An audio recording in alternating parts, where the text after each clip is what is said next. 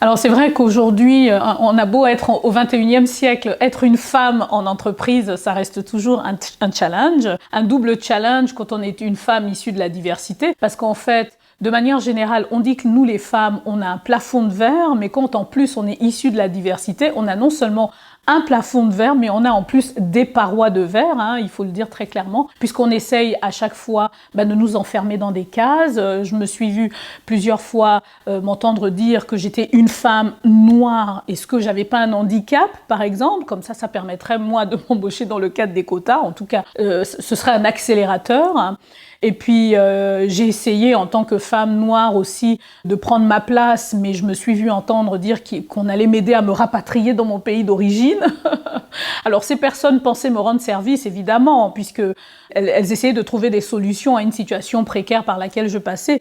Mais en fait, toutes ces expériences m'ont montré qu'il n'est pas facile quand on veut évoluer dans une grande entreprise en tant que femme issue de la diversité.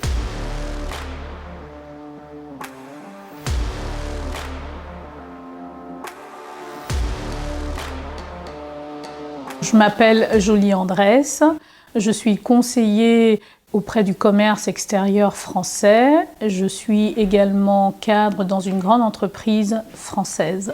Je m'engage de plusieurs manières en tant que femme issue de la diversité sur ces sujets de leadership, de diversité et d'inclusion au sein de mon entreprise où je suis animatrice au sein d'un réseau donc de femmes, de networking, où nous encourageons les femmes à avoir plus confiance en elles, à prendre leur place, à évoluer, à construire leur carrière au sein de l'entreprise, à dépasser le plafond de verre. Je m'engage aussi en tant que conseiller du commerce extérieur français dans une commission leadership et diversité pour justement créer des partenariats, se déployer et puis favoriser la diversité au sein de ce formidable réseau. Et puis aussi à titre personnel, puisque je suis auteure, je suis écrivaine, je suis conférencière sur ces sujets-là où je prends la parole, j'écris et je milite sur plus d'inclusion.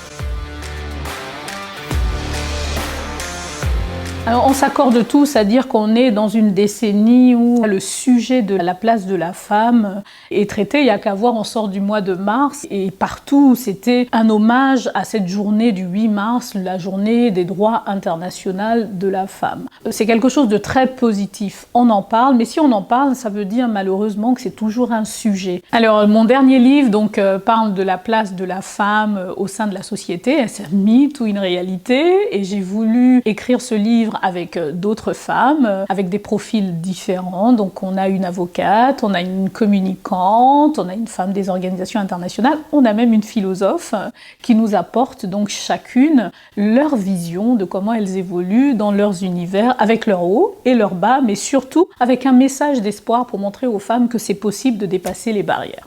Nous, les femmes, je pense que contrairement aux hommes, on est avant tout des mères, pour celles qui ont des enfants, bien entendu. Et je pense que notre vision de la vie est fortement impactée après les maternités. Quand j'ai eu ma fille, j'ai eu envie de m'engager parce que je me suis dit quelle société j'ai envie de léguer à ma fille. J'avais pas envie que ma fille vive les mêmes choses que moi. Alors, je suis peut-être un petit peu rêveuse, mais comme disait Hegel, rien de grand ne s'est construit sans passion. Donc la passion est nourrie par le rêve. Donc moi je crois en une société plus juste.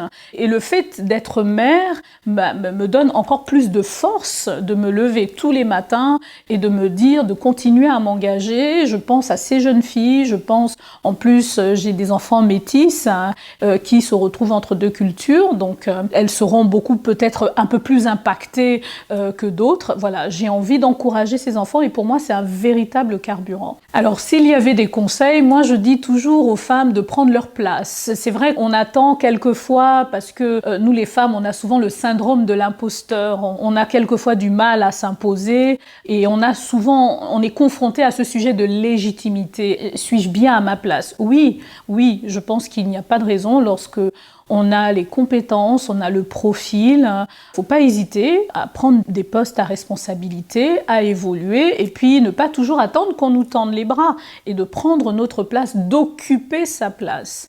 Et cela implique évidemment d'avoir plus confiance en soi, de se faire confiance, et cela évidemment passe par des erreurs, des échecs, mais arriver à se relever de cela nous rendra plus forts. Moi j'aime dire que ce qui ne nous tue pas nous rend plus forts. Alors donc occupez pleinement votre place.